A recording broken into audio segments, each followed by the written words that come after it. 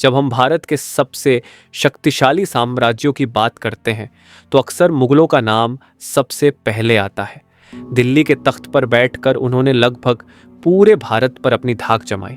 लेकिन क्या आप जानते हैं कि भारत में एक ऐसा साम्राज्य भी था, एक ऐसी शक्ति थी जिसने न सिर्फ मुगलों को चुनौती दी बल्कि उन्हें 1, 2 या 5 बार नहीं बल्कि पूरे 17 बार हराया। नमस्कार दोस्तों, आज हम आपको भारत के उस गौरवशाली कोने में ले चलेंगे जिसकी कहानियां इतिहास की किताबों में कहीं खो गई हैं। ये कहानी है पूर्वोत्तर भारत के वीर अहोम योद्धाओं की, जिन्होंने लगभग 600 सालों तक अपनी जमीन पर किसी बाहरी ताकत को पैर नहीं जमाने दिया। ये कहानी है अहोम साम्राज्य की। इस शानदार कहानी की शुरुआत होती है 13वीं सदी में। साल 1228 में बर्मा, आज के म्यांमार की शान पहाड़ियों से निकलकर एक राजकुमार चाओ लुंग सुकाफा अपने योद्धाओं के साथ ब्रह्मपुत्र की घाटी में पहुंचे। उन्होंने यहाँ के स्थानीय कबीलों को एकजुट किया और एक शक्तिशाली साम्राज्य की नींव रखी, जो इतिहास में अहोम साम्राज्य के नाम से जाना गया।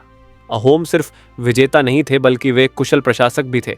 उन्होंने एक अनूठी प्रशासनिक व्यवस्था बनाई जिसे पाइक सिस्टम कहा जाता था।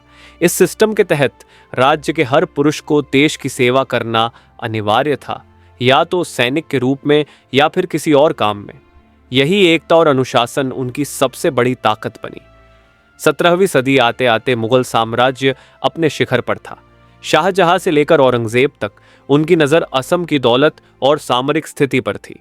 उन्होंने कई बार अहोम साम्राज्य पर हमला करने की कोशिश की, लेकिन हर बार उन्हें ब्रह्मपुत्र के इन शेरों से मुंह की खानी पड़ी। अहोम योद्धा अपनी जमीन को, अपनी नदियों को और अपने जंगलों को बहुत अच्छी तरह से जानते थे।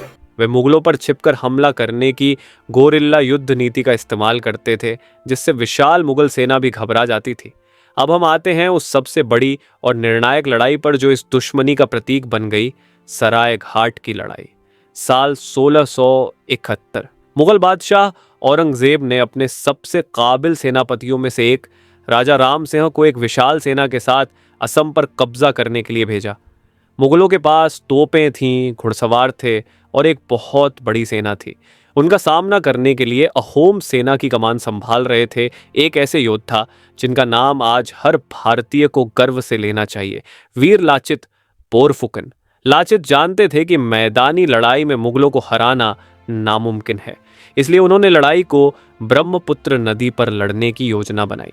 उन्होंने गुवाहाटी के पास सराय घाट में नदी के रास्ते को इतना संकरा बना दिया कि मुगल अपनी बड़ी नावों और तोपों का सही इस्तेमाल ही न कर सके। लड़ाई अपने अंतिम चरण में थी। एक समय ऐसा आया जब अहोम सैनिक हार मानने लगे। खुद लाचित बोरफुकन उस समय बहुत बीमार थे, लेकिन जब उन्होंने अपने सैनिकों का मनोबल टूटते देखा तो वो अपनी बीमारी की परवाह के बिना एक नाव पर सवार हो गए और चिल्लाकर बोले, अगर तुम भागना चाहते हो तो भाग जाओ, लेकिन बादशाह को जाकर बताना कि उनका सेनापति लाचित अपनी मातृभूमि के लिए लड़ते हुए शहीद हो गया। अपने सेनापति का यह साहस देखकर अहोम सैनिकों में बिजली सी दौड़ गई। वे दोगुनी ताकत से मुगलों पर टूट पड़े और ब्रह्मपुत्र नदी में एक ऐसी नौसैनिक लड़ाई लड़ी जिसने मुगलों की कमर तोड़ दी। विशाल मुगल सेना को शर्मनाक हार का सामना करना पड़ा। ये वीर लाचित बोरफुकन और अहोमों की सबसे बड़ी जीत थी। सराय घाट सिर्फ एक लड़ाई नहीं थी, ये एक साम्राज्य के आत्मसम्मान की जीत थी। इसके बाद भी मुगलों ने कई कोशिशें की, लेकिन अहोम साम्राज्य लगभग 600 सालों तक यानी 1926 तक आज़ाद रहा। उन्होंने बार बार यह साबित किया कि संख्या नहीं बल्कि साहस, रणनीति और अपनी धरती के लिए प्यार ही असली ताकत है। तो आखिर ये महान कहानी इतिहास के पन्नों में गुम क्यों हो गई? क्यों हमारे हीरो सिर्फ दिल्ली के सुल्तान हैं?